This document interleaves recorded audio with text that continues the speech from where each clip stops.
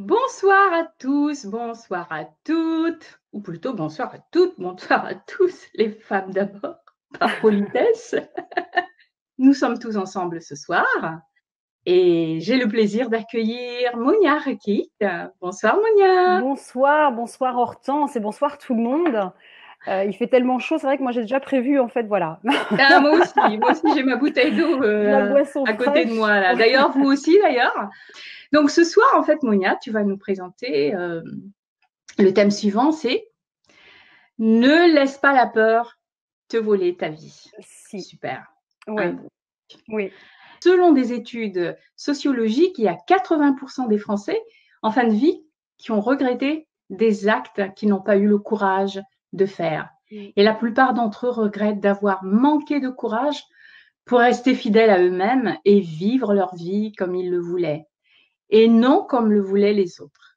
Et c'est de cette peur-là dont vous parlera Monia ici, et nous verrons comment vous pouvez vous affranchir de la peur pour prendre enfin la place qui vous revient avant qu'il ne soit trop tard.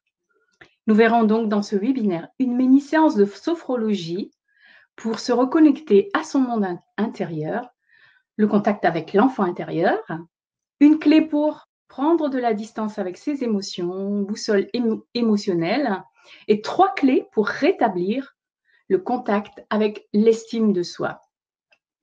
C'est un joli programme que tu nous présentes là, Monia.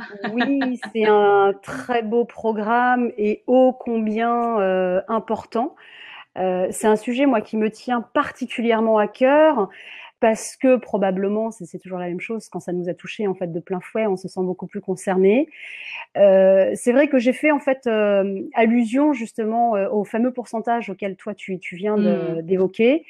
Euh, Parce que c'est de mémoire, je crois que c'était en fait Bronnie Ware, qui était une infirmière en fait australienne, qui avait Oui, justement énormément en fait tout écrit à fait.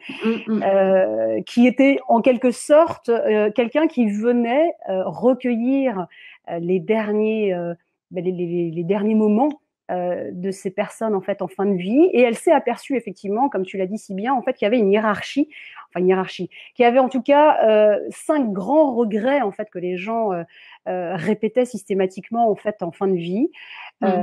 Celui dont tu as parlé tout à l'heure en fait, qui est effectivement de ne pas avoir eu ce courage vraiment d'avoir vécu sa vie pleinement, en tout cas comme il le souhaitait ou comme il la souhaitait. Et ça, c'est quelque chose que moi, j'ai vécu donc oui, de plein fouet, parce que j'ai accompagné en fait mon papa qui a eu en fait un cancer en fait du pancréas en 2001. Et j'ai eu cet accompagnement de fin de vie où effectivement pendant plusieurs mois, pendant que je l'accompagnais en fait en chimiothérapie, je l'écoutais, je l'écoutais me parler, bien évidemment, de cette vie qu'il voyait probablement défiler. Et c'est vrai que pour moi, ça a été comme le disent les Québécois, un wake-up call. J'aime beaucoup en fait ce mot-là, parce que il y a vraiment cette notion en fait de réveil. Et c'est vrai que depuis 2001, ça a été quand même comme une sorte en fait d'électrochoc, de me dire mais c'est pas possible, hein, de laisser finalement défiler effectivement sa vie et d'attendre vraiment cette espèce de réveil de fin de parcours, où on prend conscience finalement qu'il y a eu un décalage entre ce qu'on aurait toujours voulu faire et ce qu'on a fait. Donc c'est à partir de là que moi, dans ma vie, il y a eu beaucoup, beaucoup de transformations. Et je suis vraiment, vraiment très, très, très heureuse en fait de pouvoir être là et puis de vous parler de ce sujet, moi, voilà, qui me passionne.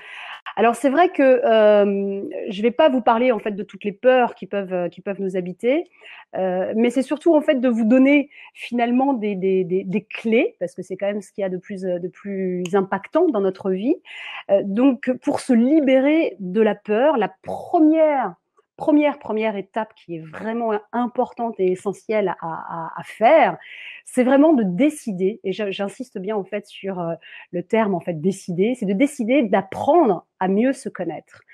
Alors c'est vrai que dit comme ça peut paraître un peu une vérité de la palissade, une évidence, et pourtant, Hortense en fait vous l'a dit, je suis coach et sophrologue, donc c'est vrai que j'ai pu quand même constater en fait que toutes les femmes que j'accompagne, la plupart d'entre elles n'ont pas vraiment pris ce temps en fait de l'introspection qui permet justement d'apprendre à se connaître parce que tout simplement ou malheureusement ça s'apprend pas à l'école. C'est vrai qu'on apprend plein de choses en fait à l'école, mais on n'apprend pas ça et pourtant c'est le b.a.-ba. Alors quand je parle de se connaître, et ça passe essentiellement par ce retour, c'est renouer finalement avec la personne que vous êtes vraiment, et non celle que vous croyez être, parce qu'on va voir, et c'est de ça en fait dont je vais aussi parler, qu'on se cache derrière, la plupart du temps, une image qui se construit au fil du temps, donc derrière une image qu'on pense être.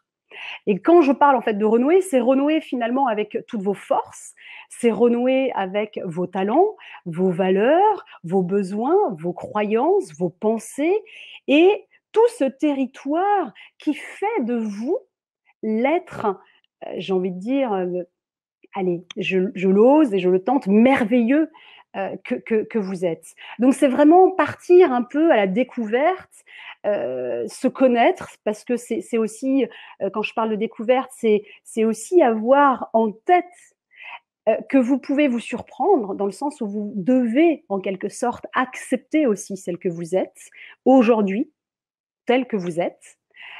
Parce que là aussi, on apprend à, à mourir en quelque sorte à l'image de celle qu'on croyait être. Et c'est vrai que c'est un passage en fait qui est très délicat, mais ô combien réjouissant. Donc c'est pour le dire sous une autre façon, c'est vraiment prendre à bras ouverts toutes les parties et toutes les facettes de celle que vous êtes. Et c'est découvrir, c'est se rencontrer dans notre pire comme dans notre meilleur. Et c'est vraiment une démarche en fait qui nous permet de comprendre qui on est, de nous apprivoiser. Et on va le voir parce que je vais vraiment vous parler de tout ça, mais c'est vraiment se décoller donc de cette image que l'on a façonnée de nous.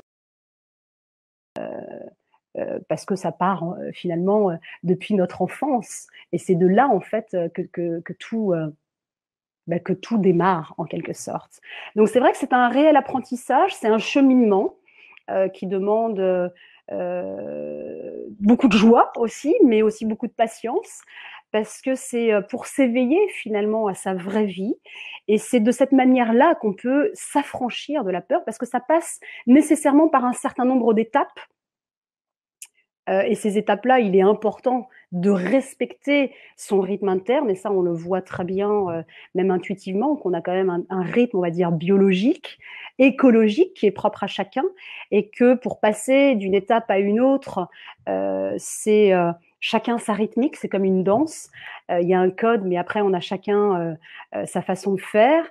Et c'est vrai que quand je vous parlais en fait de toutes ces femmes que j'accompagne, elles ne se sont pas données le droit finalement d'exister parce qu'elles ont tellement, ou elles ont voulu tellement bien faire pour trouver une place aux yeux des autres, recevoir l'amour des autres, qu'elles en arrivent en quelque sorte à l'âge adulte à ne plus savoir se faire confiance, à ne plus avoir cette estime d'elles-mêmes. Et ça, c'est vraiment la base, l'estime de soi, c'est vraiment que par là tout commence. Et elles finissent en quelque sorte par, oui, subir un peu tous les reproches que l'entourage peut donner sans se remettre en question. Et c'est ça qui est assez terrible, c'est que finalement, c'est ce qui est dit de nous qui a plus de valeur que ce que l'on est. Et c'est ça qui est assez terrible parce qu'elles n'osent pas prendre d'initiative. Elles n'osent pas non plus, pour la plupart, dire ce qu'elles pensent. Elles n'osent pas dire non. Ça, c'est quelque chose aussi que je retrouve très souvent. Et tout ça est alimenté par toutes ces peurs, en fait, qui nous pourrissent quand même l'existence. Il n'y a pas d'autre terme. Et ça, c'est un comportement qui prend racine dès l'enfance. Alors, quand je parle en fait d'enfance, c'est vraiment toutes ces petites phrases. Et j'en suis sûre que nous tous ici, hein, nous tous et nous toutes, on a eu en fait ces petites phrases de la part d'abord des parents, et puis après des enseignants, etc., des éducateurs, pour le dire autrement. C'est toutes ces petites phrases en fait à répétition qui, pour les plus jeunes, parce que moi j'ai un enfant de 3 ans et demi, donc c'est quelque chose que j'entends très souvent. Tu dois être sage. Si tu es gentil, tu auras ceci ou cela, etc., etc.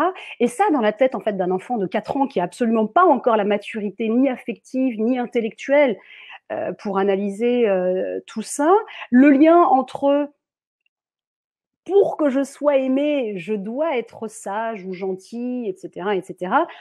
Le raccourci se fait très rapidement. Ce qui est assez dramatique en quelque sorte, c'est que finalement, ces petites phrases en fait qu'on nous répète sans même s'en rendre compte, hein, maintenant que je suis mère, il y a des fois je me surprends à les dire moi-même, donc mais ce qui se passe, c'est que ces petites phrases en fait que l'on égrène comme ça sur notre éducation, elles finissent par s'implanter comme de réelles croyances, et plus tard, c'est ce qui va façonner notre comportement. Et c'est ce qui finalement va donner des adultes qui vont peut-être pas faire trop de vagues pour éviter justement les conflits, par peur justement d'être exclu, de ne pas être aimé, de ne pas être compris, etc., etc. Et ce sont la plupart du temps des adultes qui vont tout faire, absolument tout faire, et donc dépenser en fait une énergie et un temps immense et énorme pour plaire, coûte que coûte. Donc, ce sont aussi des adultes qui, à un moment donné, ne vont pas oser prendre leur place, dire ce qu'ils pensent, et qui, comme je vous le disais tout à l'heure, vont systématiquement se remettre en question, donc remettre la faute sur eux s'il y a un conflit. Parce que la valeur, donc la parole de l'autre est waouh, et éminemment importante. Donc, je ne parle pas non plus de la culpabilité, pardon, qui peut à un moment donné venir se greffer. Et ça, je prendrai le temps aussi de vous parler en fait des émotions, parce que la culpabilité, à un moment donné, qui vient teinter aussi toutes nos actions, vient à un moment donné déformer notre élan initial. Donc, vous commencez déjà à percevoir comment la peur, elle s'immisce, et comment déjà elle vient poser certains filtres par rapport à un comportement qu'on aurait pu vouloir être authentique et naturel, spontané, etc. Donc c'est vrai que moi, je reviens encore là-dessus parce que je trouve que c'est très important. Je vous l'ai dit, je suis maman, donc c'est des choses que j'entends très, très, très régulièrement. Mais sur les émotions, on entend surtout quand on a des garçons, on entend aussi très souvent, par exemple, des petites phrases qu'on peut dire à des garçons. Un garçon, ça pleure pas, il faut que ça soit fort, il faut que ça soit courageux, etc., etc. Et tout ça, ce sont des phrases qui, à un moment donné, vont nécessairement modifier en fait notre comportement, parce que si pour gagner ou garder ou préserver l'amour de ses parents et puis plus tard de l'entourage, c'est ça qui va conditionner mon comportement, je vais nécessairement en fait modifier ce que je suis spontanément pour me coller à cette image. Donc à force de se plaquer à une image que l'on attend de nous, on se coupe littéralement de son moi supérieur, on se coupe de ses émotions, et par extension, et ça je le vois beaucoup en tant que sophrologue, on se coupe clairement de son corps, on se coupe de ses besoins. Quand je parle de besoins, c'est les besoins profonds. On se coupe de son système de valeurs, et on se coupe par extension de ses rêves, nécessairement. Et c'est tout ce cheminement, c'est tout cet effet en fait boule de neige qui est importante en fait de conscientiser, parce que c'est par là que commence justement la terrible séparation entre le soi et la personne que l'on veut être. Donc cette séparation, elle n'est pas fatale, mais c'est déjà de conscientiser tout ça, parce que c'est une séparation qui va se vivre. Alors pour certains, comme inévitable. Je suis sûre que vous avez autour de vous des gens qui sont assez résignés finalement de ce qu'ils vivent, oh, bah, c'est comme ça, hein, et puis je changerai jamais, etc., etc. Donc il y a une forme de résignation, c'est-à-dire que qu'ils prennent conscience que leur vie ne correspond pas à celle qu'ils auraient vraiment voulu avoir, mais on s'en contente parce que c'est comme ça, etc., etc. Et puis pour d'autres, au contraire, j'ai envie de dire, ils la vivent en fait comme une réelle contrainte, voire même un sentiment de souffrance. Je ne vais pas parler de toutes les somatisations, hein, vous pouvez déjà faire le lien, mais il y a cet appel de l'âme en quelque sorte qui nous rappelle violemment pour certains d'entre nous qu'il nous manque quelque chose d'indispensable et sans parfois, la plupart du temps, savoir de quoi il s'agit. Donc c'est pour ça que, et je le répète, pour commencer à retrouver, à renouer un équilibre en quelque sorte qui est naturel, qui est évident, c'est justement revenir petit à petit à cette connaissance de soi. Et ça, c'est un travail d'introspection qui est indispensable. Connais-toi toi-même. C'est vraiment l'adage le plus, le plus le plus parlant, le plus vrai, effectivement. Et c'est vraiment le premier pas à faire, c'est vraiment de comprendre. De comprendre, c'est pour ça que je parlais en fait de décider, c'est de comprendre que finalement la personne la plus importante dans votre vie, c'est vous. C'est vous dans le sens où on peut avoir plusieurs rencontres, des séparations, des ruptures, des déceptions, etc. Bon, on s'en remet toujours plus ou moins, mais la personne vraiment qui nous accompagne jusqu'à la fin, c'est effectivement nous. Et ça, c'est vital en fait, à un moment donné, de comprendre que se faire passer en priorité, c'est déjà une première marche. Parce que en comprenant que je me fais passer en priorité, j'accède au respect de moi-même. Je comprends que dire non aux autres, par exemple, ça n'est pas égoïste. Parce que je me dis oui à moi et que finalement, penser à soi et ensuite aux autres, bien évidemment que ça permet de poser des limites, les limites de mon territoire. Quand je dis de poser des limites, c'est de choisir également qui et jusqu'où je fais rentrer l'autre dans ce territoire qui est le mien, que je dessine donc en fonction, bien évidemment, de mes besoins que je vais apprendre à découvrir et à satisfaire, de mes valeurs, de mon système de valeurs. Combien de fois j'ai travaillé autour de ce système de valeurs et des personnes me disent en fait, mais je ne me suis jamais posé la question, en sachant que les valeurs, c'est quand même notre ossature psychique. C'est ce qui va nous pousser à agir. Donc c'est aussi ce territoire-là qu'il faut en quelque sorte reconquérir. Et là, finalement, quand vous faites en fait cette démarche-là, vous rentrez en fait dans un cercle vertueux qui va vous permettre non seulement, comme je l'ai dit, de poser vos limites, c'est-à-dire de dire aussi à un moment donné ce dont vous avez envie, de formuler aussi ce que vous ressentez, parce que là aussi, renouer avec son champ émotionnel, c'est aussi savoir communiquer ses besoins profonds, c'est demander à l'autre aussi de faire telle ou telle chose sans avoir à attendre qu'on vous pose la question, c'est poser des questions quand vous ne comprenez pas, il n'y a pas non plus de honte ou ce genre de choses. Bref, c'est vraiment à un moment donné des choses qui vous paraissent en fait tellement évidentes que ça va vous donner cette force de reprendre la responsabilité de votre bien-être, qui jusque-là dépendait de votre conjoint, de vos amis, de je ne sais qui, de vos employeurs, etc., etc. Et ça, c'est énorme, parce que sans vous en rendre compte quand vous passez en fait, quand vous faites ce cheminement-là, vous passez intuitivement du statut de victime, parce que la plupart du temps, on accuse toujours l'autre en fait de son mal-être, on accuse toujours l'autre en fait de nous maltraiter, etc., etc. Donc vous passez de ce statut de victime à je suis responsable de moi et de ce que j'autorise l'autre à me dire ou à me faire.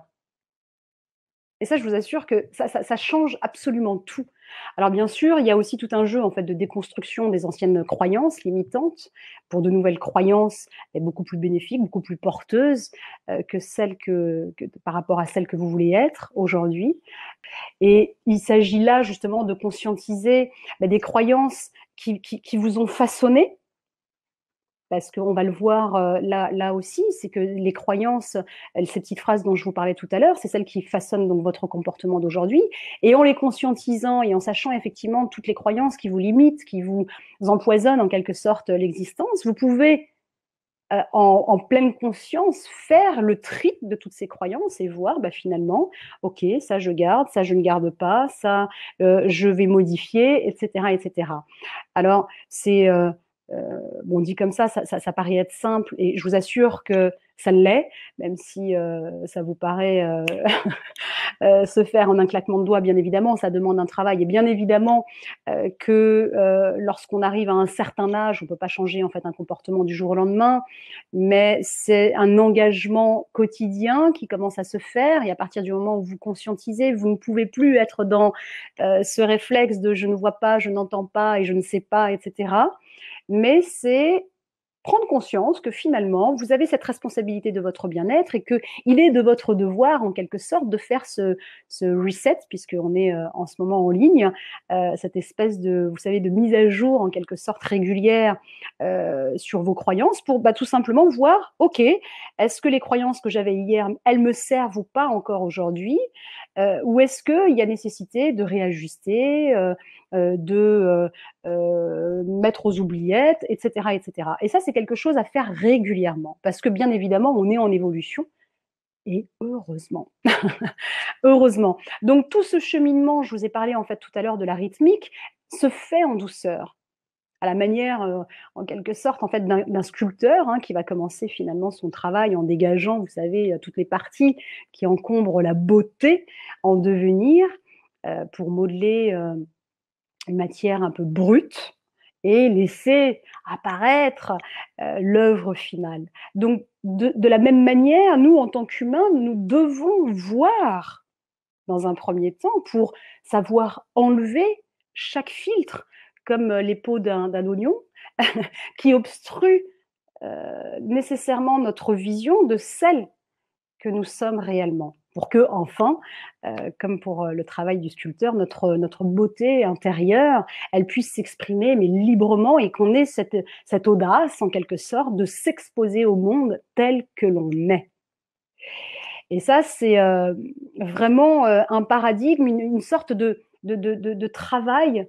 Je prenais l'image de l'oignon, c'est celle qui m'est venue, j'aurais pu trouver quelque chose de plus joli, mais c'est vraiment un travail d'effeuillage de vous-même, comme des épluchures finalement que vous enlevez pour accéder à votre moi supérieur, appelez-le comme vous voulez, votre être supérieur, peu importe, je pense qu'on parle tous de la même chose, pour faire émerger vos fondations, pour faire émerger votre squelette psychique.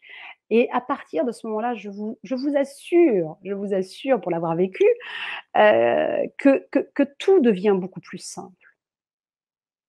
C'est même important, je trouve, enfin tu l'as dit, d'avoir cette prise de conscience de ce qui nous bloque, de ces croyances limitantes. Est-ce que ça, c'est facile? Parce qu'on n'en est pas forcément conscient au départ. On sait qu'il y a quelque chose qui ne va pas dans notre vie, il y a quelque chose qui nous empêche d'avancer ou quoi que ce soit, mais on ne sait pas trop. Donc, il faut cette prise de conscience. Oui, bien sûr. Mais comme tu viens de le dire, on se rend bien compte qu'il y a quelque chose qui cloche. Et c'est déjà en fait cette première prise de conscience. C'est non pas de conscientiser tout d'un coup en fait les croyances en fait limitantes ou qui nous empoisonnent la vie, parce que bien évidemment que ça nécessite un certain travail et c'est pour ça qu'il y a des thérapeutes, etc. Parce que ça demande à avoir cette distance nécessaire avec soi-même. Mais par contre, le premier comment dire, oui, la première étape à franchir, c'est de se dire, mais il y a quelque chose qui bloque. Il y a une sorte de pattern, quand je dis pattern, c'est ces scénarios en fait à répétition qui reviennent et qui reviennent et qui reviennent inlassablement et qui nous freinent, qui nous bloquent. Et généralement, on n'arrive pas à s'en sortir. On a conscience, mais c'est comme si on était dans un tunnel et waouh, ça va à vitesse grand V et on dit toujours en fait c'est l'acte 2 de la scène 4 en fait qui se remet en route. Et ça, vous savez déjà, quand il se passe ce genre de choses, ça fait tilt. Vous savez finalement que là, vous avez une croyance qui motive votre comportement. Et c'est là où justement cet effeuillage dont je parlais peut commencer à faire, à partir du moment où bien évidemment vous prenez la décision de couper le fil, parce que à partir du moment où vous le décidez, c'est possible. Moi, c'est surtout en fait ce message-là en fait que je tiens vraiment à rappeler, c'est que nous avons tous un comportement, etc., qui nous engage à chaque fois à avoir ces patterns, ces scénarios répétitifs. Mais à partir du moment où on conscientise, on a la possibilité en fait de changer. Et c'est surtout ça qu'il faut retenir. Parce que lorsqu'on fait cette démarche-là, il y a une forme en fait de cohérence qui arrive à. C'est comme cette séparation dont je vous parlais. Il y a une union de celle que l'on est qui se fait naturellement. Et on prend conscience aussi que c'est notre système de valeurs qui guide nos choix, qui guide nos actions. On apprend à exprimer ses besoins et à les satisfaire surtout.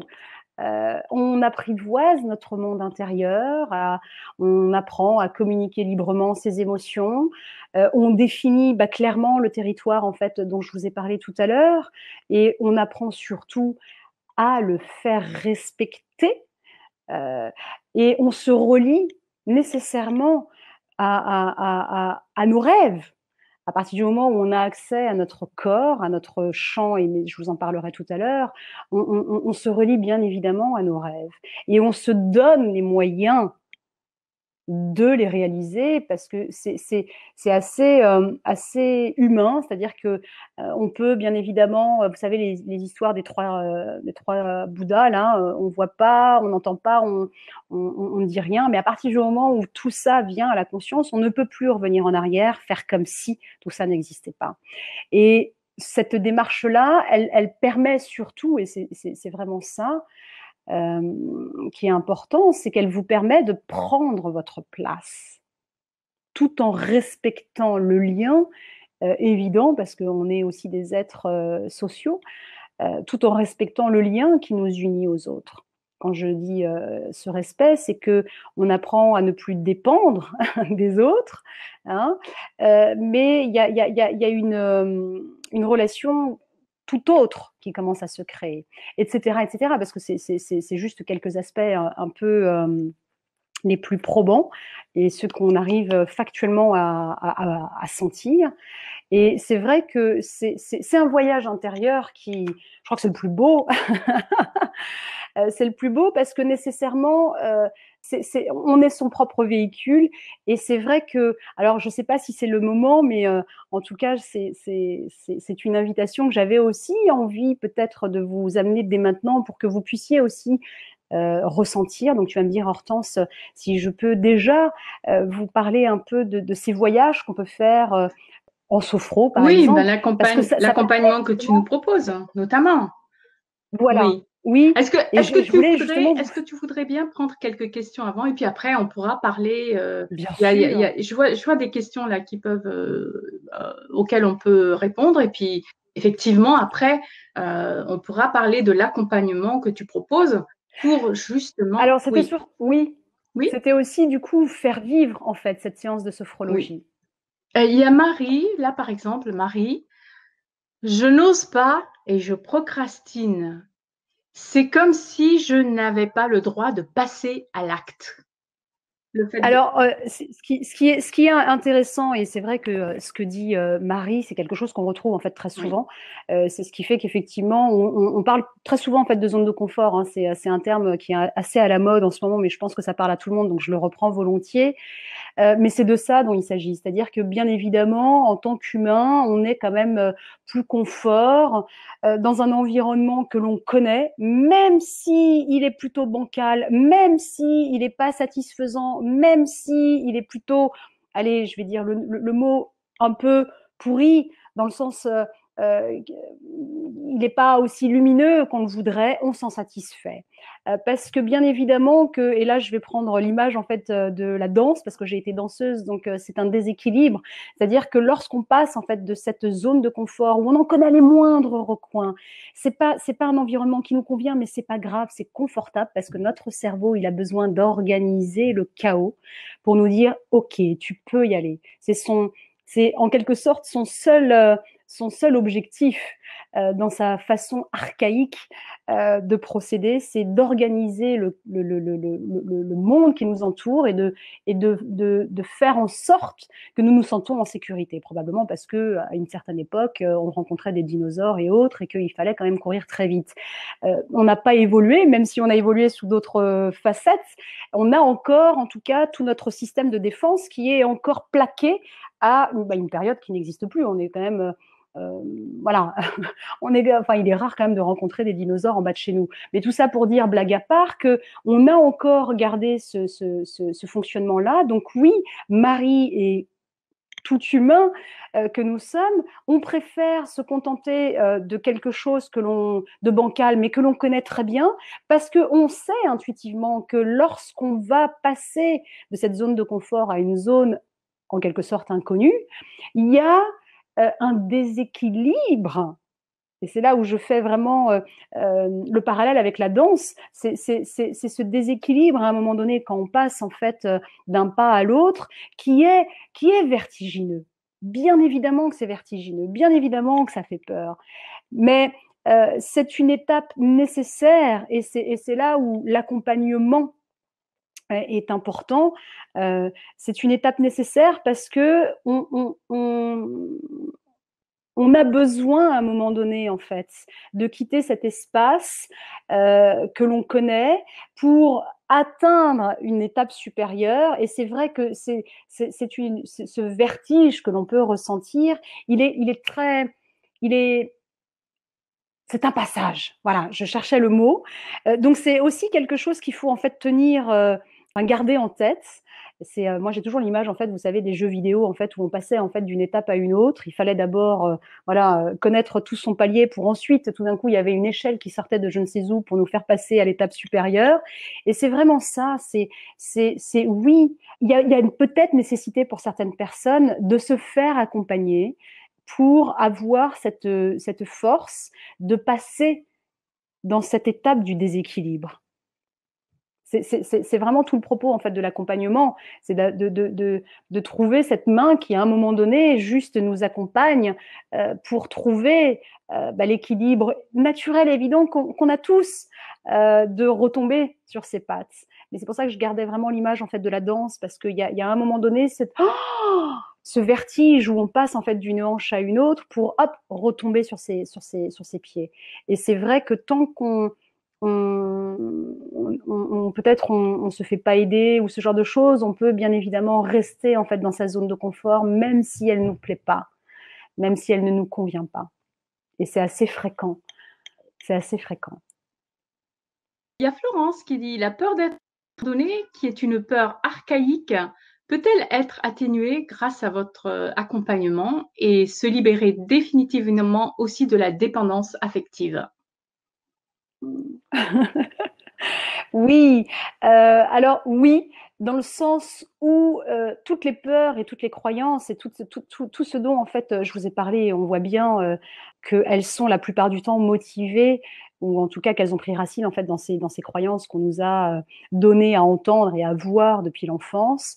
Ce sont des choses en fait que l'on peut modifier, que l'on peut contourner. Alors peut-être pas nécessairement faire disparaître parce que ça n'a pas de sens, c'est quand même engrammé dans le corps. Mais par contre, on apprend à faire avec, à faire avec, c'est-à-dire à contourner et à trouver justement cet équilibre qui nous permet de… C'est pour ça que je parlais en fait tout à l'heure d'accepter la personne en fait qu'on est, ça fait partie aussi de toutes ces facettes.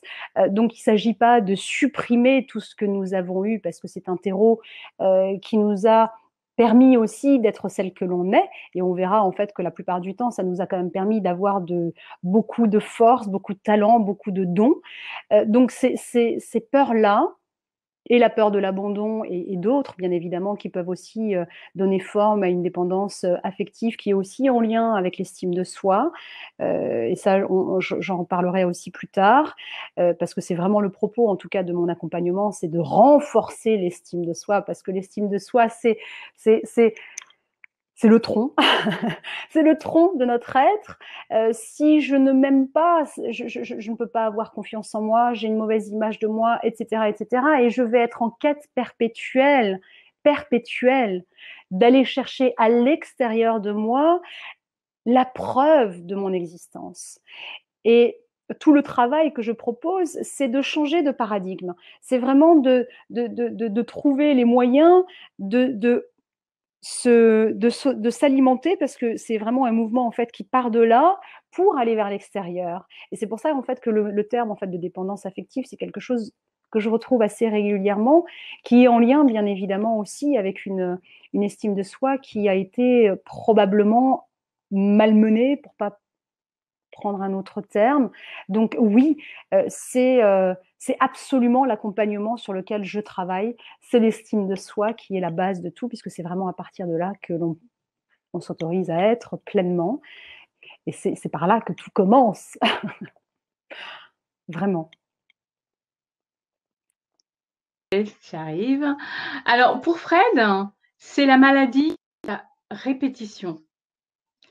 Et donc, elle, ça empêche, elle m'empêche d'avancer et me fait avancer et c'est compliqué. Et pour Sylvette aussi, qui répond à Fred en disant, Fred, je suis comme vous.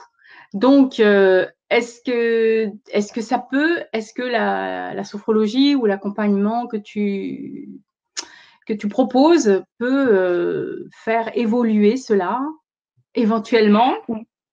Oui, alors énormément, parce que, et ça on le verra, parce que vraiment je tiens aussi à du coup vous parler de notre champ émotionnel et en même temps d'estime de soi. La sophrologie, c'est un outil extraordinaire, extraordinaire, euh, pour renouer avec son corps. Donc, il peut y avoir aussi d'autres façons de le faire, c'est pas la question, hein. Il y a le yoga, il y a la méditation, etc., etc.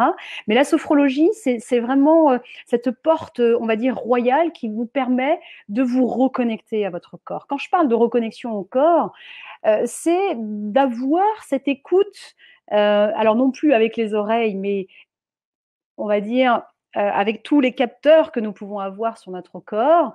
Et la maladie peut effectivement être à un moment donné, mais c'est comme certaines émotions qui ont, à force d'être étouffées, finissent par… c'est pour ça que je ne vais pas trop m'étendre là-dessus, parce que c'est quelque chose en fait dont je vous parlerai tout à l'heure avec les émotions, peuvent se transformer en somatisation. Et la sophrologie amène oui, on s'apprivoise. C'est vraiment ça, c'est vraiment un terme en fait moi qui me parle beaucoup, parce que on a tellement été habitués à étouffer nos émotions, à, comme je vous l'ai dit tout à l'heure, dès le plus jeune âge, à ne pas exprimer ce qu'on ressent, à se couper de son corps, parce qu'on est dans des sociétés où il faut absolument avoir une tête bien pensante, même si tout le reste est un peu bancal. Du moment que la tête fonctionne, tout va bien. Et on voit bien aujourd'hui que ça peut pas fonctionner. Le bien-être prend de plus en plus de place, parce qu'on est quand même dans une société où on s'aperçoit en fait qu'on tourne pas rond, hein, parce qu'on s'est coupé de son corps, parce qu'on s'est coupé de son corps. Et c'est par là en fait que tout commence. Et c'est vrai que la sophrologie, pour ça, c'est assez extraordinaire, parce que c'est la première place que l'on laisse dans nos séances, bah, c'est le corps, parce que le corps c'est tout, parce que le corps il engramme, et qu'il sait bien avant la conscience absolument tout de nous. Donc, c'est vrai que comme en fait, le mental est toujours là, on se fait plus confiance pour s'écouter, pour, être dans ce ressenti intuitif, parce que l'intuition aussi, c'est quelque chose, dont que j'aborde aussi dans mes accompagnements parce que c'est tout ce champ lexical qui nous ouvre à notre, à nos 5 sens. Nous sommes des êtres sensoriels et c'est par là, en fait, que l'on peut, reconquérir notre être. Donc oui, bien sûr, la sophrologie, c'est un outil, assez extraordinaire, en fait, pour, réapprendre à s'écouter. Merci. Je dirais même que tu parlais du corps. Moi, je dis souvent, j'ai Ouais. l'habitude de dire que le corps est l'antenne de l'âme. C'est-à-dire que c'est à travers le corps, de toute façon, que l'âme, notre soi supérieur, s'exprime. Il n'y a qu'à travers le Oui, corps qu'il arrive à s'exprimer. Et justement, si on commence à ne pas l'écouter, à vouloir mettre de côté tout ce qu'il essaye de nous, l'âme se manifeste autrement bien par la sûr. maladie, autrement, je veux dire, notamment par la maladie, lorsque Oui. on persiste à ne pas l'écouter, en fait. Enfin, moi, Bien c'est, sûr, voilà. bien sûr, bien sûr, bien sûr. D'où les chiffres, maintenant qui sont pris quand même en compte par, la sécurité sociale, malgré les chiffres, mais dramatiques de burn-out, par Ah exemple, oui, tout à fait, ouais. où à un moment donné, on demande trop au corps et on n'écoute pas, et cetera. Donc là, je schématise, mais c'est de ça dont il est question. C'est qu'à un moment donné, quand le corps, on ne l'écoute pas parce qu'on n'est pas dans le rythme, et c'est pour ça que je reviens là-dessus. Moi, j'insiste beaucoup et en sophrologie, on travaille beaucoup en fait sur la respiration parce qu'on a chacun un rythme. Et ne pas respecter sa propre rythmique, c'est dramatique. On court à sa perte, j'exagère, mais un peu quand même. C'est qu'à un moment donné, si on n'est pas sur sa propre rythmique, parce qu'on va toujours trop vite, parce que ceci, parce que cela, et à un moment donné, ça ne fonctionne pas. Et on le voit bien avec toutes les somatisations, effectivement, qui existent aujourd'hui. Merci Monia. Alors, il y a quatre qui, s'il vous plaît, j'ai déjà travaillé en EMDR, hypnose, sophro-analyse, mais ma phobie du geste chirurgical persiste. Qu'en pensez-vous? Pour moi, c'est une phobie qui m'empêche d'avancer dans ma santé.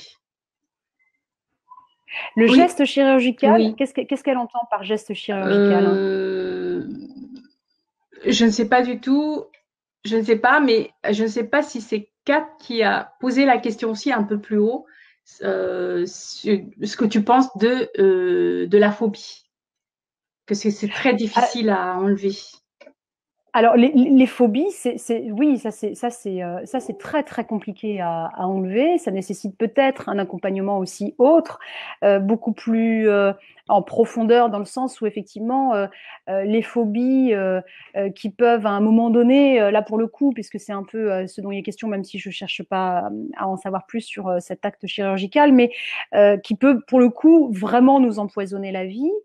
Parce que tout à l'heure, je disais bien que le travail que l'on fait quand on effeuille un peu toutes nos croyances, etc., pour se libérer de nos peurs, c'est, quand je parle de libérer de ces peurs, c'est ne pas les supprimer. On ne peut pas supprimer complètement qui nous a façonné jusqu'à aujourd'hui. C'est pour ça que les phobies, c'est peut-être, c'est probablement un travail beaucoup plus en profondeur. Dans le sens où là, il y a peut-être nécessité d'aller chercher en fait le pourquoi. Et c'est pas et là c'est peut-être un travail analytique. Je dis bien peut-être parce que je peux pas répondre à une question aussi aussi Ouais, personnelle en donnant en fait une réponse qui est un peu voilà qui reste un peu saupoudrée sur quelque chose d'assez général. Donc oui. je ne sais pas. Enfin, Après peut-être que Kate c'est la phobie, la peur de se faire oui, opérer, en fait, hein. Voilà. C'est ce qu'elle dit, voilà. C'est d'accord. ça. Hmm. D'accord, d'accord. Donc là, effectivement, oui, Hmm. il y a peut-être nécessité peut-être à effectivement aller chercher un peu plus en profondeur en fait le pourquoi. Alors, Sylvette, et c'est le cas aussi de Véronique, hein, je suis déjà passée par la sophrologie, c'est très bien, mais pour moi, le bien-être n'est pas durable. Mais c'est mon cas personnel. Et Véronique aussi, qui dit donc bonsoir, j'ai essayé l'hypnose, mais mon bien-être ne dure pas. Donc, dans le cas de Sylvette, c'est la sophrologie. Dans le cas de Véronique, c'est l'hypnose. Et donc, un Oui. bien-être qui ne dure pas. Oui, oui. Alors c'est pour ça en fait que moi j'ai une double casquette pour parler un peu de mon parcours. C'est vrai que du coup la sophrologie en fait est venue avant parce que j'étais danseuse et que à un moment donné ça me paraissait évident en fait d'aller vers la sophrologie parce que la place du corps est tellement importante. Mais c'est aussi pour ça que je suis en fait coach dans le sens où à un moment donné j'ai bien vu en quelque sorte que la sophrologie ne permettait pas d'aller sur quelque chose de pérenne, parce qu'il est important, et c'est pour ça que du coup, moi, j'ai on va dire, une matière un peu plus étoffée.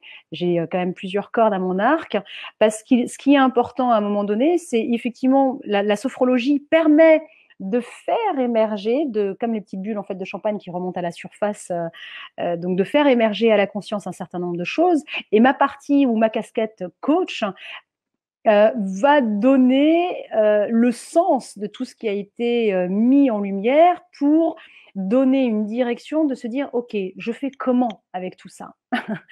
Donc c'est vraiment cet alliage en quelque sorte de ces deux domaines-là qui font qu'à un moment donné, on met en conscience et on trouve ce pont nécessaire pour dire bah oui maintenant comment je fais pour que ça soit pérenne et que ça soit durable pour donner en quelque sorte un plan d'action.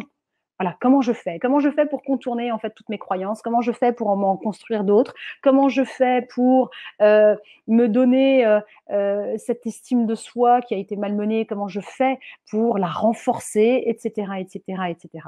Donc c'est vraiment en fait grâce à ces deux domaines que j'arrive à donner du sens à ce qui est mis en lumière par la sophrologie.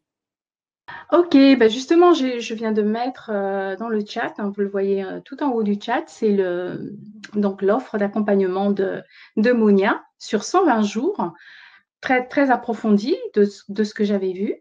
Et donc, est-ce que tu pourrais nous en parler justement pour les personnes qui seraient intéressées justement avec toutes les peurs qu'elles ont actuellement?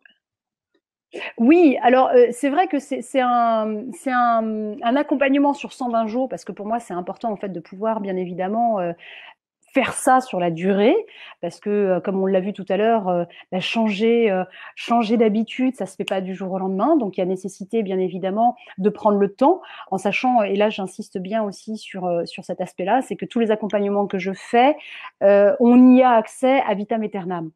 Il y a une rythmique qui est donnée, mais il y a aussi possibilité en fait de revenir systématiquement sur les modules, sur les vidéos, sur les exercices, parce que j'insiste bien sur l'écologie propre de chacune et de chacun. Et il y a parfois nécessité en fait de revenir pour vraiment être sûr en fait d'avoir bien intégré et bien compris un certain nombre de choses. Ce programme d'accompagnement, il est donc axé sur l'estime de soi parce que comme je l'ai dit en fait tout à l'heure, c'est la base, c'est l'ossature en fait de tout et c'est ce qui permet à un moment donné de dépasser ses peurs parce que bien évidemment quand on arrive à avoir une estime de soi forte, eh bien évidemment il y a tout comment dire, il y a tout un enchaînement qui arrive à se faire dans le sens où, avec une estime de soi forte, bah, on arrive à être persuadé qu'on peut effectivement être apprécié tel qu'on est. Donc, on n'a plus des masques à porter. On peut faire également des choix sciemment assumés, les faire rapidement, facilement. On peut voir les échecs différemment, en tout cas les choses qu'on n'arrive pas nécessairement à faire avec les résultats escomptés comme des expériences et non plus comme des drames. On arrive bien évidemment à prendre des initiatives, à ne pas attendre que les autres en fait nous invitent pour pouvoir les entreprendre. On arrive à faire des choses en se donnant la priorité. Donc, de se respecter, de s'honorer. On arrive également à rebondir beaucoup plus facilement parce qu'on a conscience de nos valeurs, de nos talents, de nos forces et on peut s'en servir justement à bon escient. Euh, et puis, j'ai envie de dire, pour être plus plus clair. On est fier. On est fier tout simplement de celle qu'on est, quoi qu'on fasse et quoi que l'on puisse entendre sur soi, ça n'a plus vraiment. On se libère en fait du regard de l'autre. Et ça, c'est quand même assez énorme parce que on le sait tous, hein, en fonction de chacun et chacune notre parcours, le regard de l'autre peut devenir un poids énorme jusqu'à parfois nous pourrir la vie. Et de fil en aiguille, sur ces 120 jours, on apprend à renouer avec tout ça. On arrive aussi à renouer en fait avec son monde intérieur, avec ses ressentis, ses émotions, parce que c'est aussi de ça dont il est question. C'est pour ça que du coup, je vous en parlais aussi tout à l'heure. Les émotions, ça fait partie, bien évidemment, du programme aussi, parce qu'on est des êtres sensoriels, on est aussi des êtres d'émotions, et c'est à un moment donné prendre conscience en fait que nos émotions, non seulement elles nous impactent, mais en même temps elles façonnent aussi tout notre comportement. Tout à l'heure, on l'a vu avec les croyances, donc il y a tout un travail aussi sur ces croyances limitantes, parce qu'à un moment donné, à force de s'écarter de ces émotions, de ne pas savoir les exprimer, de ne pas oser en parler, on se coupe justement de ce corps-là. Et c'est vraiment... et c'est là où, c'est pour ça que je faisais allusion au tout début à ces personnes en fait qui en fin de vie prennent conscience du décalage qu'il y a, parce que, et c'est assez humain, c'est finalement le cumul de toutes nos expériences qui nous auront donné à vivre un certain nombre d'émotions qui fera qu'à la fin, en quelque sorte, de nos jours, on pourra quand même se dire « Waouh, j'ai eu une vie extraordinaire !» Et c'est de ça dont on se souviendra. C'est pas le nombre de chaussures que l'on a dans notre placard, même si du coup le nombre de chaussures peut aussi nous donner à vivre certaines émotions, c'est pas la question. Mais ce que je veux dire par là, c'est que ça passe par le corps, ce degré de satisfaction de se dire waouh, j'ai vécu une vie extraordinaire. Quand on se dit ça, ça passe par le corps, ça passe pas par le mental. C'est pas quelque chose en fait de raisonné ou de palpable. On le sait bien. On le sait bien intuitivement. Donc c'est de ça aussi dont il sera question, parce que c'est aussi une façon de prendre sa place, de s'assumer pleinement, de s'épanouir totalement, comme, comme, comme les animaux peuvent le faire, ou comme, je sais pas, oui, les animaux, ils vont pas se demander si le pan, si en déployant toutes ses plumes, on va se dire, mais pour qui il se prend, et puis il prend de la place, et puis ceci, et puis cela. Il se pose pas de questions, le pan. Il déploie ses plumes, et il est bien, et c'est évident pour lui. Donc c'est aussi de ça dont il est question. C'est vrai que ce programme-là, c'est cette reconquête de qui on est, et ça passe par l'estime de soi. Et parce que j'ai une estime de soi, de moi, très forte, très ancrée, très enracinée, et parce que j'ai repris contact avec qui je suis, avec mon corps, avec mes ressentis, avec mes besoins profonds, avec mes croyances, que j'apprends à me respecter, c'est parce que je fais tout ça qu'à un moment donné, je m'assume pleinement. Je suis fière de qui je suis. Et je peux employer cette phrase, moi, que je trouve ô combien magique, je suis. Et on n'est plus finalement dans ce paradigme, oui, alors bon, quand je ferai ci, j'aurai ça, et puis peut-être que je serai ça. Là, on est dans un paradigme qui est tout autre, et c'est vraiment cette invitation que je fais dans ce programme, c'est d'inverser la vapeur. C'est parce que je suis. C'est parce que je suis que je vais faire et que j'aurai. Et ça change. Enfin, je ne sais pas si vous entendez, ça change profondément absolument tout. Parce qu'on remet finalement l'être au centre de tout, comme ça devrait l'être d'ailleurs, et nécessairement que ça change tout, ça change votre relation à votre compagnon, ça change la communication que vous pouvez avoir avec vos enfants, ça change votre relation, d'ailleurs en tant que femme, je le dis pour l'avoir vécu, ça change votre relation aussi aux femmes. c'est une parenthèse, mais c'est aussi très important pour moi. Il y a plein de choses, en fait, qui s'imbriquent et parce que l'estime de soi, elle est forte, parce que ça commence par là.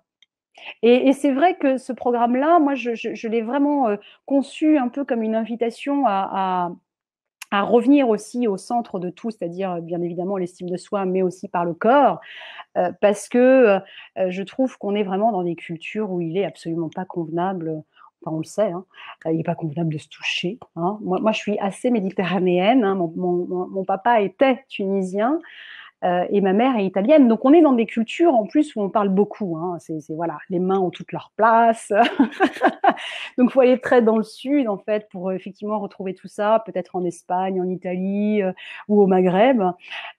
Mais c'est une invitation que je vous fais parce que respecter son rythme interne, c'est essentiel. Et moi, je suis mais effarée de voir que ça commence dès le plus jeune âge. Moi, mon fils, il a 3 ans et demi, donc déjà l'année prochaine, on supprime les siestes. Euh, c'est aberrant.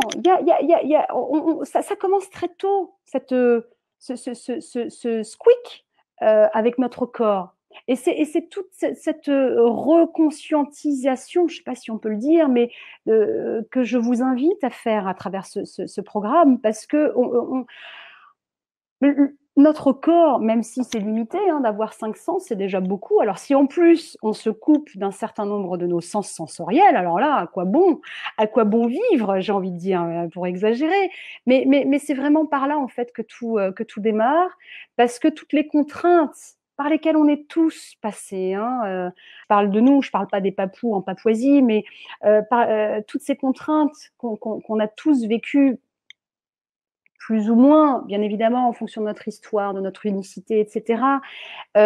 Tous ces codes qu'on nous impose, ils nous dévient de l'image réelle de notre corps. Donc c'est vrai qu'on apprend, bon an, mal an, là comme on dit, à coller toutes sortes d'étiquettes pour plaire aux uns, et puis pour être convenable, et puis je ne sais quoi. Et puis parfois le corps, dans nos cultures, il devient un objet marketing. Hein, en tant que femme, je crois qu'on peut aussi en parler. Un objet de désir. Pour d'autres, ça va être l'inverse. Enfin bon, bref. Et puis on en arrive on le voit aujourd'hui, je faisais allusion tout à l'heure au burn-out, mais notre corps devient un simple véhicule, ok, qu'on malmène. Alors on le maltraite par des régimes, par des je ne sais quoi, par des rythmes de fou. J'ai été ancienne parisienne, je suis maintenant sudiste depuis peu de temps parce que je ne supportais plus ce rythme. Tout ça pour dire que à force de, on ne sait plus respirer, on n'habite plus notre corps, on n'est plus nous-mêmes. On voit bien que ça ne peut pas continuer comme ça. On voit bien en fait qu'il y a quelque chose quand même qui ne fonctionne pas. Et c'est vrai que cette conscience-là, cette prise de conscience, hein, de se dire mais il y a quelque chose qui ne va pas là. Alors on peut attendre hein, la vie d'après. Hein, si on croit aux réincarnations. Moi, pour ma part, j'y crois, mais c'est vrai que jusqu'à preuve du contraire, je me dis, bon, je préfère quand même valoriser celle-là, hein, pendant que j'y suis. Même si j'aurai un deuxième ticket plus tard, c'est pas grave. Mais c'est vraiment cette prise de conscience et cette responsabilité à laquelle je faisais allusion tout à l'heure, de vous dire, je suis responsable de mon bonheur, de mon bien-être. Il n'y a que moi qui peut faire quelque chose. Même si ça paraît complexe, même si ça paraît dur, même si ça paraît long, même si ça paraît... On a tous une histoire qui parfois peut être plus ou moins lourde, mais quoi qu'il en soit, on a tous cette responsabilité. Et c'est vrai que c'est toute cette invitation que je vous fais, c'est pour ça que c'est 120 jours. C'est un accompagnement sur la durée par lequel vous allez passer pour reconquérir tout ce territoire qui est le vôtre, et ça demande un certain temps. Donc c'est 120 jours, mais j'ai envie de dire c'est toute une vie. C'est vraiment une amorce pour vous donner tout cet élan, toute cette dynamique à engager. comme une sorte de nouvelle habitude, parce que c'est quelque chose, bien évidemment, qu'il faut à un moment donné ancrer, enraciner, alimenter, et, euh, et, et c'est pour ça qu'effectivement, il y a 4 gros modules par lesquels on passe, comme je vous l'ai dit tout à l'heure, cet effeuillage, de déjà prendre conscience de l'état des lieux. C'est comme quand vous prenez un nouvel appartement, la première chose en fait qu'il faut savoir faire, c'est de vous dire, ok, bon, bah, il y a des trous par là, il faut colmater par-ci, ok, on n'est pas dans quelque chose de dramatique, on note, hein, on fait l'état des lieux, on prend conscience, parce que si vous ne faites pas l'état des lieux, vous pouvez pas savoir vers quoi vous allez. C'est parce que vous prenez conscience de là où vous en êtes aujourd'hui, tel que vous en êtes, enfin tel que vous êtes, que vous pouvez vous donner un axe, une direction, un cap et entreprendre des choses. Donc c'est un vrai état des lieux. Le premier module, c'est vraiment ça. C'est OK, je fais l'état des lieux, etc., etc. Je prends conscience de mes croyances limitantes. J'apprends aussi à les modifier, à les contourner, à en intégrer d'autres. Je prends conscience de mes besoins. Je prends conscience de la nécessité de les satisfaire, etc., etc., de mon système de valeurs, de toute cette ossature, on va dire, psychique, pour ensuite aller vers les autres modules qui est un cheminement, vraiment, je vous prends là pour le coup vraiment par la main, comme un chemin en fait qui s'ouvre au moment où vous entamez les pas, vous savez, les choses en fait s'ouvrent au moment où vous posez le pied pour une reconstruction de votre estime de vous-même, peu à peu, petit à petit, en passant par les 3 piliers fondamentaux en fait de l'estime de soi, l'amour de soi, l'image de soi et la confiance en soi. Et au terme de ces 120 jours, alors je ne vais pas vous dire que paf, 120 jours et waouh, ça y est, hein, on est bien d'accord. On est bien d'accord, j'ai 45 ans. Mes habitudes, mes nouvelles habitudes que j'ai, c'est parce que je les ai mises en place il y a un certain nombre de temps. C'est pas en 120 jours que tout d'un coup ma vie s'est transformée, mais c'est surtout vous lancer, vous donner comme, comme une maison en quelque sorte. Là, pour le coup, je vais prendre en fait l'image en fait de l'architecte qui, à un moment donné, pose les fondations. Ce sont vos fondations. Et ce programme-là, c'est vos fondations, votre pilier, qui vous permettra à vous, du coup, de pouvoir donner, comme pour la maison, la grandeur, les ouvertures de fenêtres, en fonction de qui vous êtes, en fonction de celle ou celui que vous voulez être, etc., etc. Mais c'est vraiment waouh, vous donner cette dynamique et vous offrir, en vous prenant par la main, la façon de procéder, parce que je le répète, j'ai vraiment en fait 2 casquettes. Donc, avec la casquette coach en quelque sorte, la façon de voilà, mettre en quelque sorte pierre après pierre. D'ailleurs, justement à propos de ton accompagnement, qui est très, très, très riche, on peut en parler d'ailleurs, si tu veux. J'ai regardé, il y a 8 séances de coaching en groupe d'environ 1h30, des exercices pratiques et ludiques, des séances de sophrologie et ou méditation guidée qui sont téléchargeables en MP3, 8 vidéos pour accompagner et transmettre tout ce que tu sais, une expertise et un savoir-faire, un accès privilégié à une communauté de femmes créée pour les membres du programme. Voilà, mais vraiment en très peu de mots, hein, tout cet Oui, accompagnement de 120 jours. Et moi, ce que je voudrais dire aussi, c'est que, bon, par le prix de 397 €, il ne faudrait pas que ça vous freine, parce qu'on peut payer en plusieurs fois sans frais, en 2 fois, en 4 fois, en 6 fois aussi, je crois, et en 10 fois. Donc, franchement, il ne faut pas que ce soit l'argent qui vous freine. Je vois, par exemple, Marie qui parle d'argent, justement, qui dit, alors, avant mon livre, parce que Marie a le projet d'écrire un livre, je dois peut-être apprendre l'argent. Ça, je n'ai pas appris et je suis restée fidèle à l'injonction paternelle. Les filles ne sont que des bouches à nourrir. Alors, alors retrouvez le chemin du gain de l'argent, donc avant d'écrire le livre. Ouais, c'est terrible ça.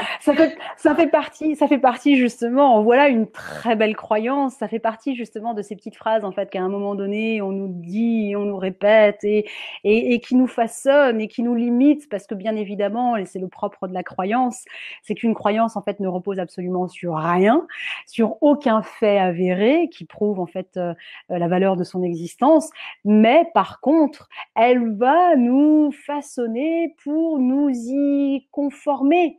C'est-à-dire qu'à un moment donné, c'est tellement intégré en fait en nous que inconsciemment, bien évidemment, et c'est là toute la subtilité et la complexité de nous humains, c'est qu'on va mettre en place en fait des actions et un comportement pour dire ben oui, la croyance, il avait raison mon papa, comme l'a dit là, il avait raison, effectivement, les filles ne sont que des bouches à nourrir, etc. etc.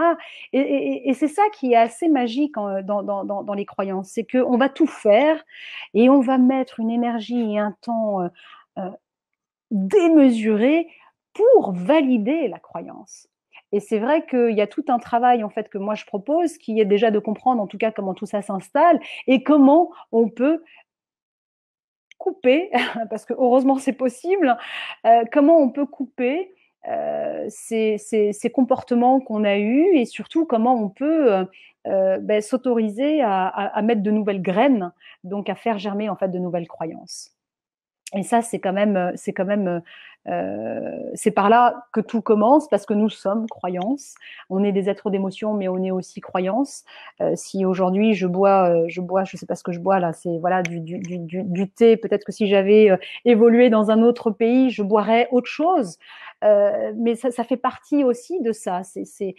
On est vraiment on n'a pas idée de l'impact énorme de nos croyances. Elles sont partout.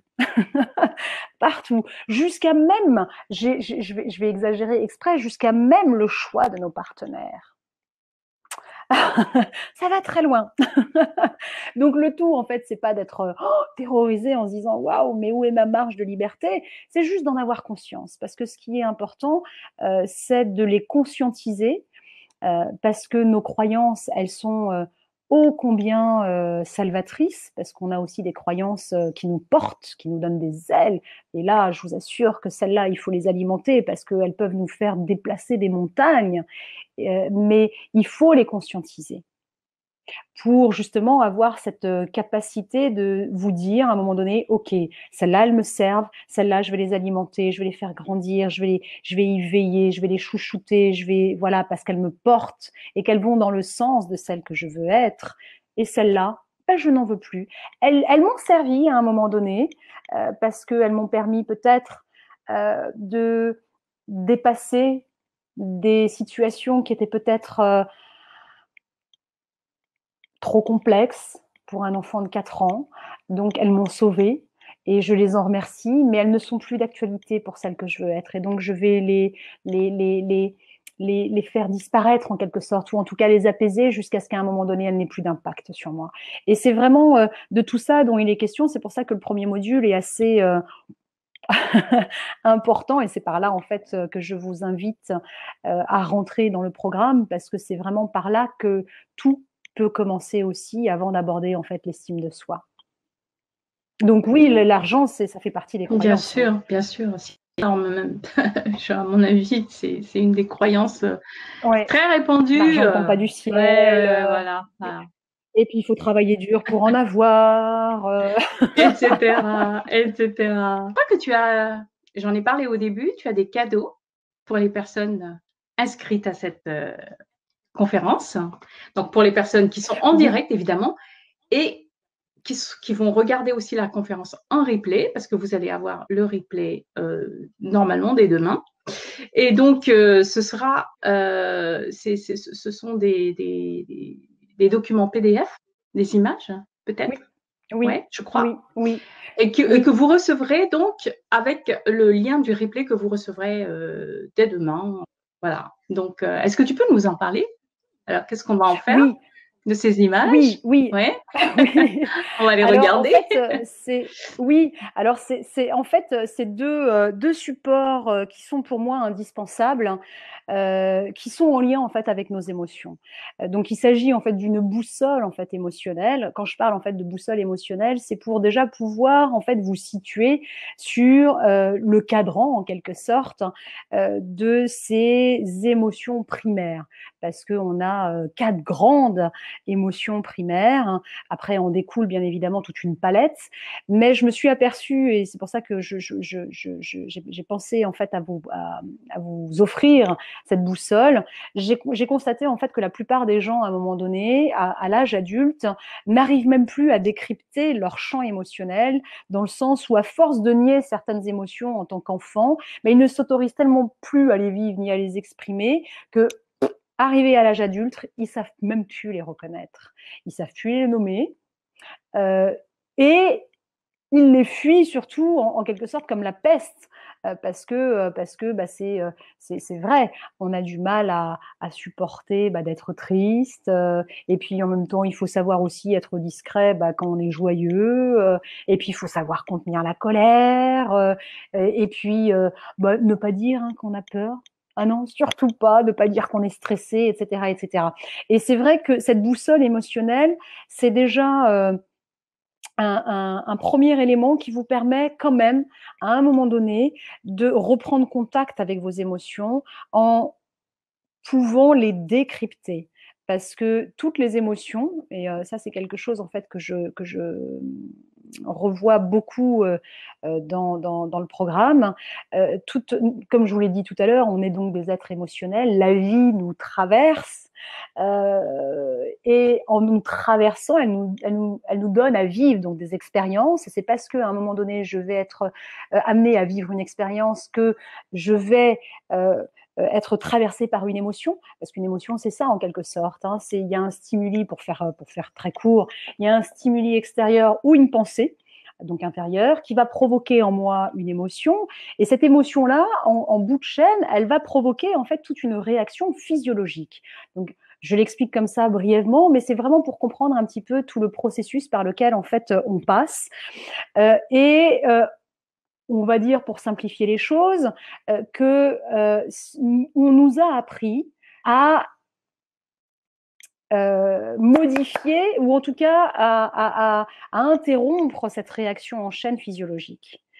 Comme je vous l'ai dit tout à l'heure, on va empêcher un enfant en fait de pleurer parce que c'est pas convenable, de pas se rouler par terre quand il est en colère, parce que là, oh, au secours, c'est surtout pas du tout possible, à pas éclater de joie parce que oh, bah, hein, bon bref, donc c'est toute cette réaction en fait physiologique qu'à un moment donné en fait on demande systématiquement en fait de modifier, qui va venir justement nous impacter, parce que, et c'est là où c'est très important de comprendre le processus par lequel passe une émotion. Une émotion, une fois que la réaction physiologique elle a lieu, elle s'évacue, elle doit sortir du corps, elle ne peut pas rester en nous. C'est un peu à l'image en fait de l'air bon, je suis pas une scientifique, mais c'est un peu à l'image de l'air en fait qu'on inspire et qu'on expire. Au moment où j'inspire de l'air que je vais expirer ne sera plus du tout le même. C'est-à-dire que une émotion, c'est un peu la même chose. Et c'est ça qui va faire qu'à un moment donné, je vais ressentir en fait un état de bien-être. C'est cet équilibre entre qu'est-ce que je suis capable de garder en moi, au même titre en fait que l'air que j'inspire, et ce que je vais être capable de lâcher, de faire sortir. Parce que une émotion doit sortir, elle doit s'évacuer, se libérer. Et c'est tout cet apprentissage en fait par lequel on doit passer, et aussi conscientiser que c'est surtout pas donc cette réaction physiologique, parce que oui, quand on a peur, ben oui, on peut avoir des frissons, c'est ça hein, la réaction physiologique. On peut avoir des frissons, on peut avoir les pupilles qui se dilatent, on peut avoir vous savez, les muscles tout d'un coup qui se contractent. Quand je suis en colère, j'ai tellement un afflux de sang tellement important que j'ai besoin de crier, parce que ça vient là me prendre par la gorge, et la seule façon de me libérer, c'est de crier. Donc oui, si je suis là comme ça à contenir ma colère, il y a une réaction physiologique qui ne se fait pas et qui doit se faire. D'où la somatisation en fait dont je vous parlais tout à l'heure, parce qu'à un moment donné, à force en fait de vouloir modifier cette réaction physiologique, il y a un impact. D'où l'importance que vous puissiez aujourd'hui nommer vos émotions. Reprendre contact avec votre peur quand elle est là, reprendre contact avec votre tristesse, avec votre joie, et savoir la nommer, savoir quelles sont ces réactions physiologiques. Un peu comme un détective, déjà dans un premier temps, de vous dire, mais qu'est-ce que je ressens? Qu'est-ce que je ressens quand j'ai peur? Waouh, j'ai une boule dans la gorge, j'ai mal au ventre, j'ai ceci, j'ai cela. Alors sans jugement, mais c'est pour ça que je parlais en fait du détective, un peu comme Colombo qui va noter bon, je ressens ça, je ressens ça, je ressens ça de manière très factuelle. Et cette boussole en fait émotionnelle, elle est importante parce que elle va vous donner justement cette capacité de lire ce que vous ressentez. Et le deuxième document auquel tu faisais allusion, en fait, Hortense, est dans le même ordre d'idées. C'est une échelle émotionnelle, et vous allez en fait voir, alors peut-être que certains d'entre vous en fait connaissent, qu'il y a un moment donné, quand on arrive en fait à reprendre contact avec ce langage émotionnel, on arrive à comprendre toute la richesse, toute la palette, toute la subtilité, toutes les nuances que l'on peut avoir et qui déclinent en fait de ces 4 émotions primaires que je vous ai peut-être nommées ou pas, je me souviens plus. Donc la joie, la peur, la colère et la tristesse. De ces 4-là déclinent bien évidemment toute une palette, toute une arborescence que on retrouve avec joie. Et l'échelle émotionnelle va vous donner en quelque sorte, à un moment donné, quand vous allez savoir manier et manipuler en fait vos émotions, va vous donner en fait le sens, enfin le sens, la dynamique vers laquelle vous pouvez à un moment donné passer d'une émotion à une autre. Et vous allez voir que il y a des paliers qu'il faut savoir en fait respecter, c'est-à-dire que si vous êtes en dépression, j'exagère, mais si vous ressentez en fait une certaine déprime ou que vous êtes vraiment abattu et que vous êtes en dépression, il est bien évidemment complètement irréaliste de s'imaginer en fait que vous allez atteindre la joie, parce que vous allez voir en fait, et c'est pour ça que je vous donnais en fait cette image là sous forme de PDF, c'est que il y a des étapes. Comme l'histoire tout à l'heure, vous savez, je vous parlais en fait des petits bonhommes là qui passent en fait d'un échelle à c'est pareil. Il y a des étapes en fait assez évidentes qu'il faut savoir respecter. Et en suivant cette échelle, vous allez apprendre en fait à passer d'une étape à une autre et rehausser en quelque sorte ou réactiver une certaine dynamique, parce que les émotions et c'est tout l'apprentissage aussi, et c'est ce vers quoi je vous invite enfin c'est en tout cas comme ça que je fonctionne et c'est comme ça que je travaille, c'est qu'à un moment donné on comprend que nous sommes des êtres émotionnels, mais nous ne sommes pas émotions. Et à un moment donné, quand vous arrivez à prendre de la distance avec ce que vous vivez, vous arrivez bien évidemment à moi j'ai souvent en fait cette image-là en fait que je donne. Vous arrivez en fait à être à quai en quelque sorte et à regarder en fait vos émotions passées, tout en étant consciente de vos réactions physiologiques. C'est-à-dire, ok, je ressens ça, ok, je ressens une boule dans la gorge, etc., etc. Mais je ne monte pas sur le bateau peur pour me laisser embarquer. Mais je la regarde. C'est ce qui va me permettre finalement de la regarder, de l'observer, de l'écouter, de l'inviter à table et de lui dire, OK, je prends des images exprès pour que vous puissiez vraiment comprendre en fait de quoi je parle, mais c'est vraiment de ça dont il est question. C'est qu'à un moment donné, les émotions sont votre GPS interne. Elles sont vos alliés les plus fidèles pour vous, parce qu'une émotion est là uniquement pour vous indiquer il y a mal donne, il y a malaise, il faut que tu fasses quelque chose, ton état, ton équilibre, tes valeurs, tes besoins, il y a un problème, il faut agir. Et quand on arrive à prendre conscience de ça, On regarde plus sa peur de la même façon. On regarde plus sa colère de la même façon. On n'agit plus de la même manière. Alors, on s'enlise pas, bien évidemment, dans l'émotion, parce que on n'est pas émotion. On comprend, en fait, qu'elle est là juste pour nous donner, en fait, un message pour que je puisse réajuster mes actions, réajuster ce que je ressens, satisfaire mes besoins, etc., etc. Mais je l'écoute. Je la regarde, je l'invite à table, je lui parle en quelque sorte. Et il n'y a que comme ça, en fait, que je peux, à un moment donné, me libérer, puisque c'était le sujet, en fait, de ce soir, me libérer de la peur. Parce qu'on a souvent eu tendance à se cacher sous la couette, parce que c'est désagréable. On va pas se mentir, bien évidemment qu'il y a certaines émotions, en fait, qui sont désagréables. Il n'y a aucune émotion bonne ou mauvaise. Elles sont toutes saines et bonnes parce qu'elles ont un message à nous transmettre pour retrouver un certain équilibre. Donc à partir de ce moment-là, champagne, elles ont toutes lieu d'être. Mais par contre, évidemment que c'est quand même beaucoup plus désagréable de ressentir de la peur que de la joie. Donc on n'est pas non plus complètement... on a tous envie d'être joyeux, on a tous envie de ressentir de l'amour, etc., etc., et pas de la tristesse, de la peur, de la dépression. Mais en les fuyant, je n'arrange rien parce qu'une émotion, comme je vous l'ai dit tout à l'heure, elle a besoin en fait de sortir. Et donc, si je la fuis, elle ne peut pas s'exprimer. Donc, si elle ne s'exprime pas, elle va rester enfouie en moi. Elle va en plus se mélanger avec d'autres émotions, parce que de toute façon, j'ai appris à ne faire que ça, à ne pas dire en fait que j'ai peur quand j'ai peur, à ne pas exprimer ma colère pour pas faire de vagues, à ne pas laisser vivre ma tristesse parce qu'on m'a toujours dit qu'il fallait pas pleurer. Et donc, j'étouffe, et elles se mélangent toutes. Et là, je vous dis pas, ça fait un imbroglio pas possible. Et là, aller tirer, comme les Italiens, les spaghettis les unes aux autres, on sait plus, on n'arrive plus à les nommer, on n'arrive plus à les reconnaître, et on voit bien que ça peut pas fonctionner.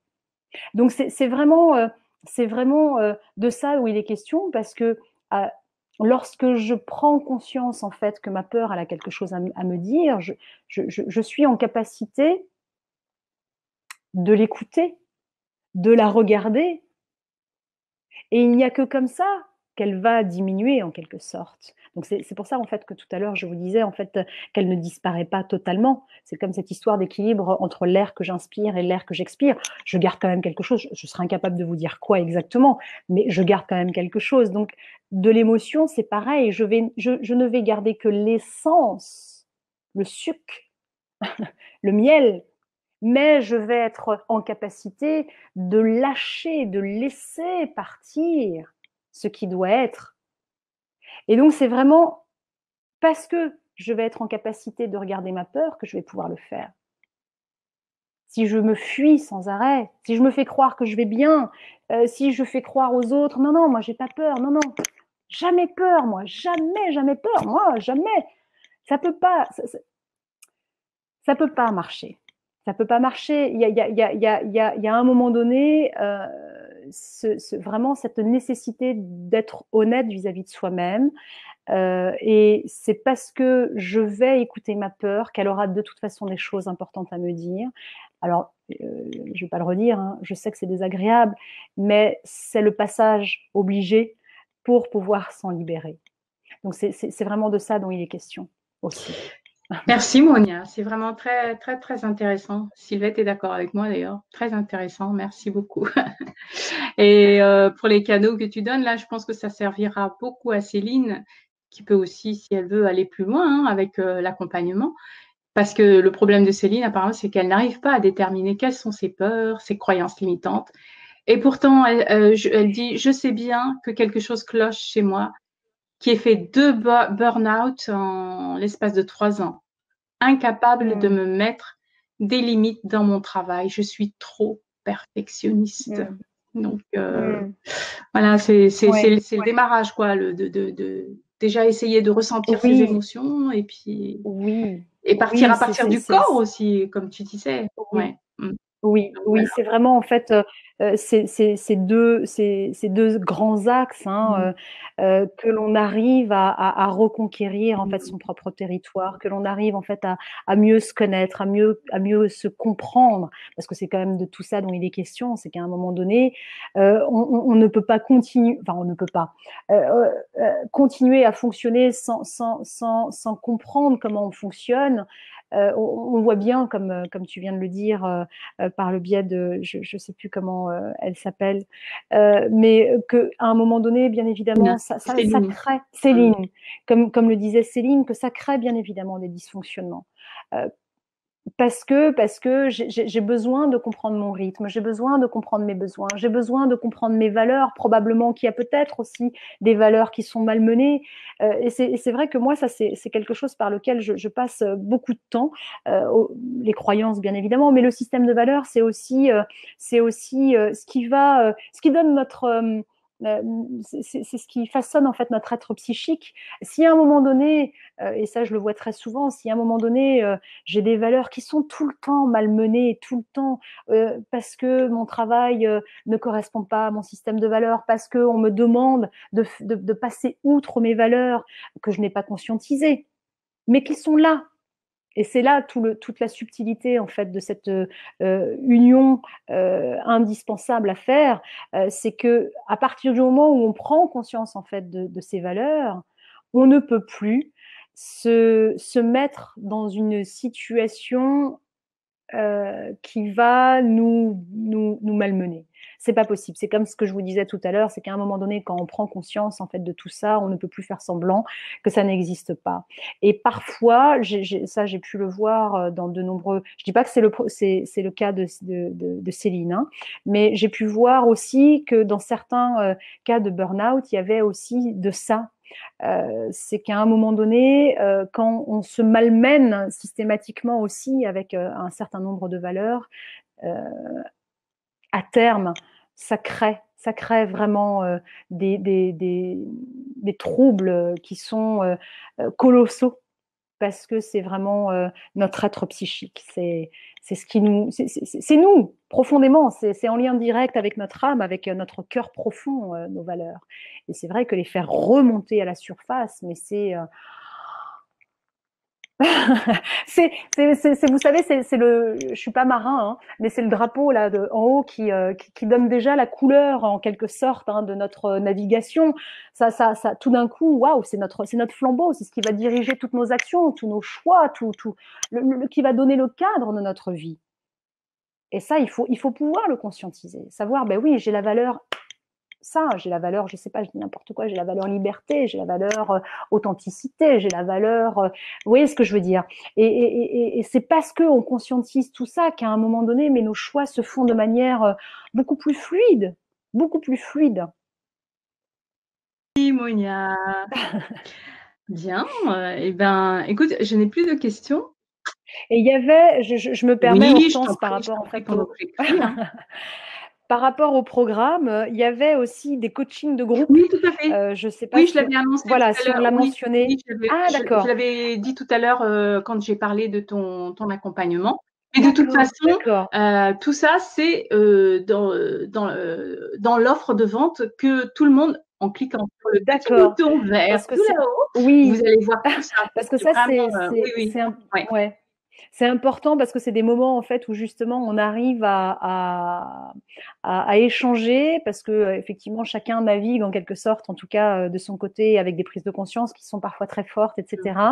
Et ces coachings de groupe, c'est vraiment des moments en fait où justement on peut aller plus en profondeur, où on peut échanger. Et c'est vrai que moi ça j'ai remarqué à plusieurs reprises qu'il y a dans une dynamique de groupe un effet assez puissant et ce sont des moments très précieux. Donc tout le programme, en tout cas, est ponctué par ces rendez-vous de coaching de groupe qui permettent justement d'aller beaucoup plus en profondeur. Il y a des exercices pratiques et ludiques, des séances de sophrologie et ou méditation guidée, téléchargeable en MP3, 8 vidéos, une expertise et un savoir-faire et un accès privilégié à une communauté de femmes créée pour les membres du programme. Voilà. Non, parce que c'est vrai que c'est important, en Bien tout cas, sûr. que les gens ne se sentent pas perdus. Moi, j'accompagne toujours, voilà, je prends par la main, en quelque Voilà, sorte. voilà. Donc, je répète aussi que vous pouvez payer cet accompagnement, cette formation en plusieurs fois, sans frais, allant jusqu'à 10 fois sans frais, ce qui vous coûtera la modique somme de 39 €. Voilà, 70, je crois, quelque chose comme ça. Je n'ai plus calculé, je n'ai plus regardé. Mais non, 39,70. Oui, c'est ça, c'est bien ça, en 10 fois. Donc, bah, écoute, Monia, je pense que les gens ont vraiment apprécié les personnes qui sont présentes ont apprécié cette conférence. Fabienne dit merci pour cette conférence. Sylvette, merci pour cette bonne conférence. Voilà, merci, bonne soirée, dit Julie. Et il y a Sylvette qui dit j'ai bien compris les causes de ma maladie. Donc, c'est super. C'est déjà un pas. C'est déjà pas mal si cette conférence a pu faire comprendre à C'est Sylvette. C'est formidable. super. Donc, faire des petits pas et C'est sortir de sa zone de confort, voilà. Il faut Oui, se oui, choisir et s'aimer, dit Colette. C'est super, voilà. oui, oui, Tu as oui, oui, très bien oui, oui, présenté complètement. tout ce qui se passe, ce qu'on doit faire. La première chose, conscientiser. Parce que c'est vrai Ouais. que on a du mal, hein. On nous a pas appris à Oui. ressentir notre corps, donc voilà. Ah non, non, non, non, non, on apprend beaucoup de choses en fait à l'école. 2 et 2 font 4, mais le b.a.-ba, à savoir soi-même et comment y accéder, ça ne Mmh, s'apprend pas malheureusement à mmh, l'école. Alors on peut avoir eu la chance d'avoir eu des parents justement qui nous ont donné cet accès, mais c'est plutôt rare et c'est vrai que c'est indispensable. C'est indispensable, c'est par là que l'épanouissement de l'être passe et c'est en tout cas ce vers quoi je vraiment mmh. j'axe tout mon travail parce que je vibre vraiment pour ce message-là qui est ô combien important, vous l'avez compris, Voilà. par rapport à ma propre histoire, quoi. Alors, prenons notre place et assumons qui nous sommes vraiment. Voilà. En tout cas, merci beaucoup, Monia, pour cette belle conférence. C'est vraiment Merci, super. Et merci à merci, toi pour merci, ton dynamisme, ta générosité, ton beau sourire. Et merci Hortense, moi puis, j'ai été ravie. ben, on va dire bonsoir à tout le monde, une bonne soirée. Bon, buvez bien Bonsoir tout par le cette monde. chaleur. Oui, C'est oui, buvez terrible. bien, Oui, moi voilà. j'arrête pas, je Moi, tu vois, transpire, j'ai 37 degrés, donc voilà. Et hydratez-vous bien. voilà. Et bonne soirée tout le monde et merci d'avoir été présent. Au Au revoir, revoir. Au merci, revoir. merci à tous, merci.